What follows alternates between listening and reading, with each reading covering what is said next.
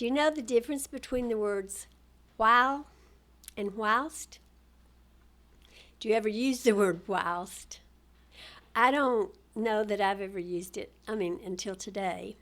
But I've noticed that young people, in particular, are starting to use the word whilst, young people in the United States. And I'm thinking that the reason for it is that it's used in Britain, certainly a lot more than it's used here.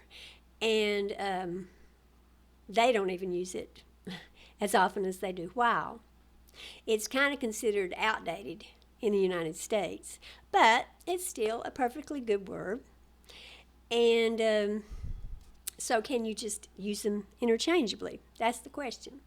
And the answer is yes and no.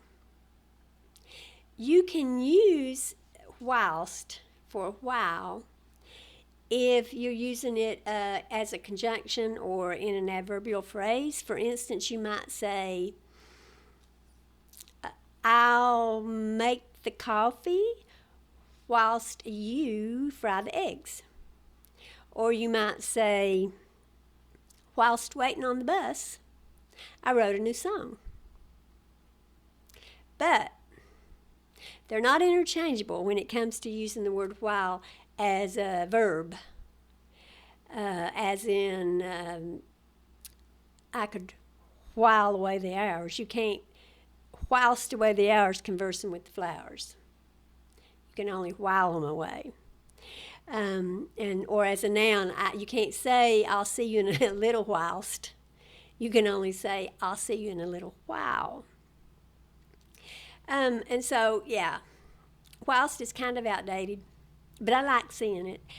We use a lot of other words from Britain that are kind of outdated, particularly like the past tense of verbs, like the verb smell. We might say smelt, or spell, spelt, or burn, burnt, learn, learnt.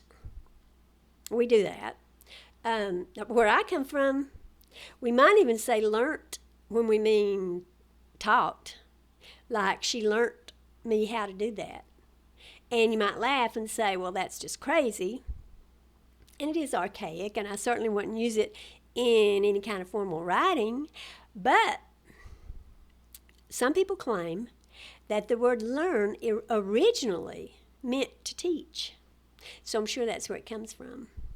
Anyway, whilst I got to say not a new word, but a word that I don't normally use today. Bye.